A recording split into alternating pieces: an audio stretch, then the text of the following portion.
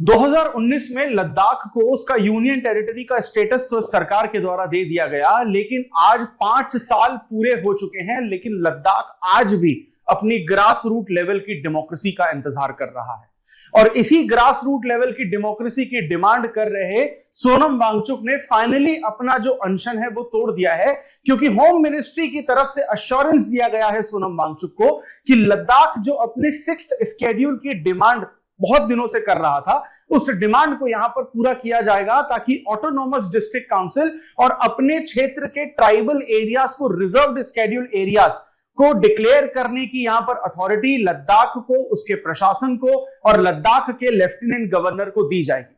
तो आज के इस वीडियो में हम लोग डिटेल में और आसान भाषा में यह समझने की कोशिश करेंगे कि सोनम वांगचुक लद्दाख के लिए 6th शेड्यूल की डिमांड क्यों कर रहे थे, इस 6th शेड्यूल का मतलब क्या होता है, और अगर ये 6th शेड्यूल का स्टेटस लद्दाख को दे दिया जाता है तो ऐसे कौन से फायदे और प्रिविलेज लद्दाख को मिलेंगे कि वो डेवलपमेंट की चरम सीमा पर पहुंच सकता है, जो डेवलपमेंट लद्दाख ने पिछले 70-75 सालों में नहीं देखा है।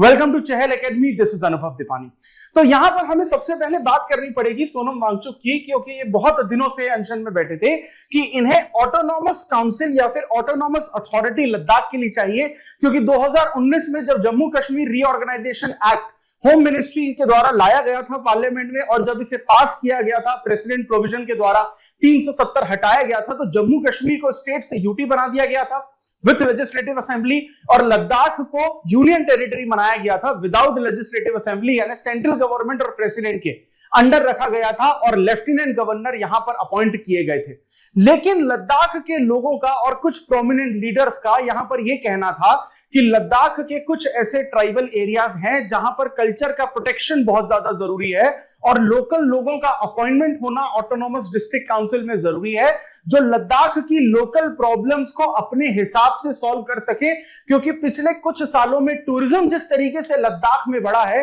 तो सस्टेनेबल डेवलपमेंट के नजरिए से यह बिल्कुल भी सही चीज नहीं है, और हम लोग लद्दाख में जाकर भी अब प्लास्टिक फैला रहे हैं, वहां के इको सेंसिटिव जोन्स को यहां पर बर्बाद कर रहे हैं। तो सबसे पहले हमें यहां पर यह समझने की जरूरत है कि शेड्यूल 6 का मतलब क्या होता है। देखिए, जब भी हम लोग 6th शेड्यूल की बात करते हैं किसी भी एक स्टेट या किसी भी रीजन में, तो उस एरिया के, उस रीजन के जो ट्राइबल एरियाज होते हैं जहां पर जनजातियां रहती हैं, उनको ऑटोनॉमी दे दी जाती है, यानी कि सेल्फ गवर्नेंस उनको दे दी जाती है। यानी लोकल लेवल पर, ग्रास रूट लेवल पर किस तरीके के कानून बनाए जाएंगे और किस तरीके के कानून इंप्लीमेंट किए जाएंगे, ये वो ऑटोनॉमस डिस्ट्रिक्ट काउंसिल तय करती है, और इसे ही हम लोग ऑटोनॉमस पावर कहते हैं। उदाहरण के तौर पर ऐसे समझ सकते हैं कि आपने अपने ग्रेजुएशन के वक्त बहुत सारी ऑटोनॉमस यूनिवर्सिटीज या ऑटोनॉमस कॉलेजेस का नाम सुना होगा, जिसमें वो सिलेबस भी खुद ही डिसाइड करते थे, एग्जामिनेशन पेपर भी खुद ही डिसाइड करते थे, किस तरीके के प्रैक्टिकल मार्क्स होंगे वही डिसाइड करते थे,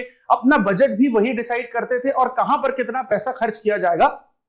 इस पर उस कॉलेज या यूनिवर्सिटी का ही पूरा अधिकार होता था। इसी तरीके का पूरा अधिकार लद्दाख अपने ग्रास रूट लेवल डेवलपमेंट के लिए चाहता है, जिसे हम लोग शेड्यूल 6 के नाम से जानते हैं। क्योंकि लद्दाख का कल्चर कहीं ना कहीं इंडिया के बाकी कल्चर से अलग है, क्योंकि लद्दाख में जो रहने वाले लोग हैं उनकी रेस या ब्रीड भी अलग है बाकी नॉर्थ इंडियन से, और उन्हें तिब्बतन मंगोलॉइड्स के नाम से जाना जाता है। और लद्दाख के लोगों का यह मानना है कि अगर उन्हें वो ऑटोनॉमस डिस्ट्रिक्ट काउंसिल नहीं दी गई तो वो अपने कल्चर को प्रोटेक्ट नहीं कर पाएंगे, जो उन्हें जमीनी स्तर से, जड़ों से जोड़े रखता है। यानी कि एक तरीके से हम ये कहते हैं कि 6th शेड्यूल की डिमांड डिसेंट्रलाइजेशन की डिमांड है, यानी लद्दाख के लोग ये चाहते हैं कि लद्दाख से संबंधित या रिलेटेड जो भी कानून है उसे सिर्फ और सिर्फ प्रेसिडेंट या सेंट्रल गवर्नमेंट ना बनाए। जिस तरीके से फुल फ्लेजेड स्टेट्स में लोकल सेल्फ गवर्नमेंट है पंचायत और नगर पालिका के नाम से, उसी तरीके से लद्दाख में भी यहां पर ऑटोनॉमस डिस्ट्रिक्ट काउंसिल की जो डिमांड है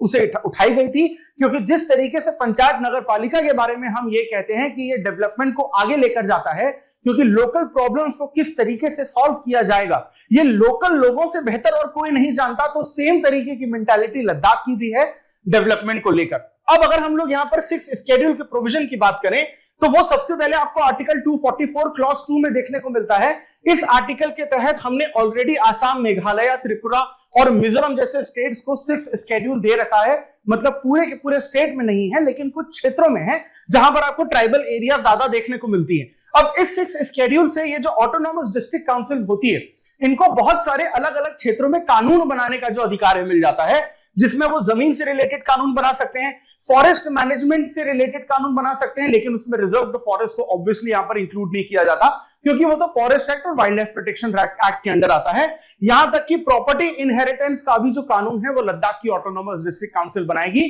क्योंकि हर अलग अलग ट्राइबल कम्युनिटी के प्रॉपर्टी, मैरिज, डिवोर्स से रिलेटेड अलग अलग तरीके के कानून होते हैं। और यहां पर यह ज्यादा चीज जरूरी है कि जो भी कानून इस काउंसिल के द्वारा बनवाया जाएगा उसमें गवर्नर का जो अप्रूवल है, यानी लद्दाख के लिए लेफ्टिनेंट गवर्नर कहना ज्यादा बेहतर होगा, वहां पर यह लेफ्टिनेंट गवर्नर का परमिशन जरूरी होता है।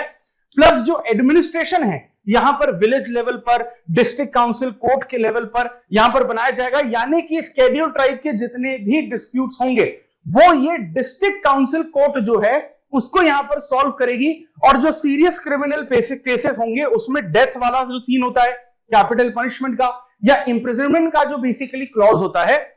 वो इस लोकल कोर्ट के द्वारा ही यहां पर पूरी तरीके से सॉल्व किया जाएगा। ये बेसिकली यहां पर 6 स्केड्यूल के अंदर कहा जा रहा है। लेकिन जो बड़े सीरियस क्राइम में, ऑफेंसेस में पनिशमेंट होंगे उसमें 6 स्केड्यूल में यह कहा गया है कि गवर्नर जो है वो हाई कोर्ट से सजेशंस लेकर गाइडलाइंस को लोकल लेवल पे इंप्लीमेंट करेगा। यानी ऐसा भी नहीं है कि डिक्टेटरशिप शुरू हो जाएगी इस काउंसिल के नाम पर, हाई कोर्ट का और गवर्नर का पूरी तरीके से यहां पर इंटरफेरेंस रहेगा ही रहेगा। अब जब हम लोग यहां पर ऑटोनॉमस डिस्ट्रिक्ट काउंसिल की बात करते हैं जो ट्राइबल एरियाज में है, यहां पर हर एक एरिया में अलग अलग स्केड्यूल ट्राइब आपको अलग अलग डिस्ट्रिक्ट में देखने को मिलता है। और लद्दाख में अगर 6 स्केड्यूल आता है तो इसका मतलब ये नहीं है कि लद्दाख, पूरे के पूरे लद्दाख के लिए एक ही ऑटोनॉमस डिस्ट्रिक्ट काउंसिल होगा। अलग अलग डिस्ट्रिक्ट में, अलग अलग प्रोविजंस में, प्रोविंसेस में ट्राइबल्स के लिए अलग अलग यहां पर डिस्ट्रिक्ट काउंसिल बनाई जाएंगी, जिनका जो रिकॉग्निशन है वो लद्दाख के लेफ्टिनेंट गवर्नर के द्वारा किया जाएगा, क्योंकि बॉर्डर चेंज करने की अथॉरिटी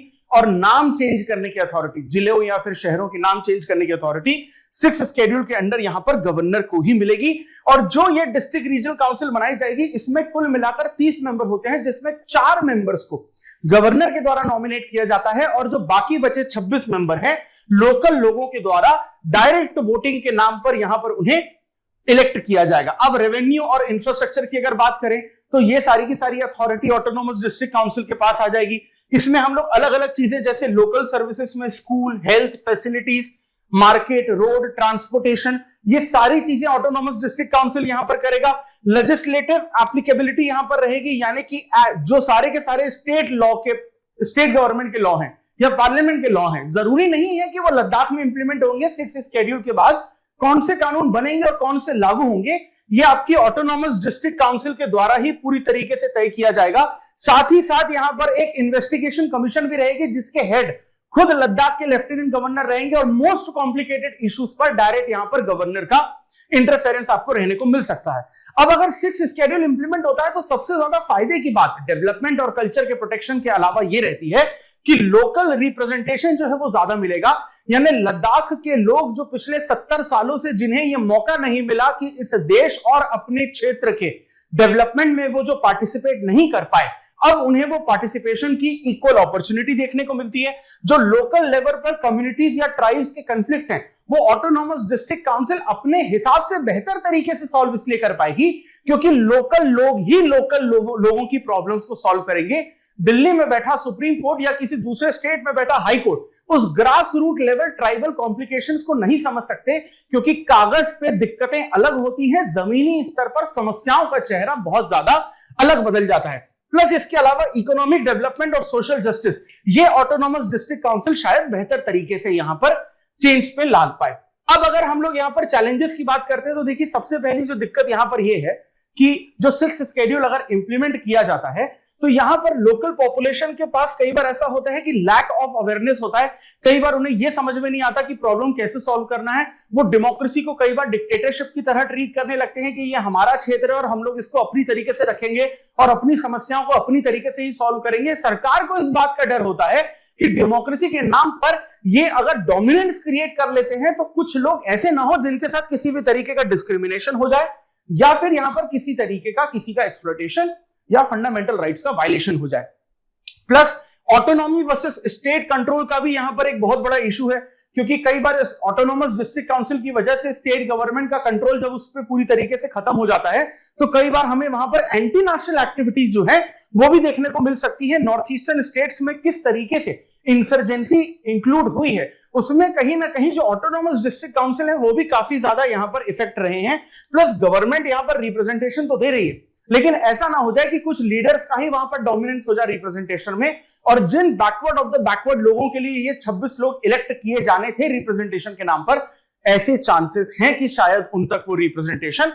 पहुंच ही ना पाए। अब प्रॉब्लम यह है कि ट्राइबल पॉपुलेशन भले लद्दाख में कम है, लेकिन फिर भी कम होने के बावजूद डाइवर्सिटी और वैरायटी आपको यहां पर बहुत ज्यादा देखने को मिलती है, क्योंकि कुल मिलाकर यहां पर 13 अलग अलग तरीके के ट्राइब्स हैं, जिसमें दिमासा, कुकी, जेमे, हमर और करबी जैसी आपको इंपॉर्टेंट ट्राइब्स देखने को मिलती हैं, जो कि बेसिकली आपस में और कंफ्लिक्ट क्रिएट कर सकती हैं कि किससे ज्यादा रिप्रेजेंटेशन मिलेगा और किसे यहां पर कम।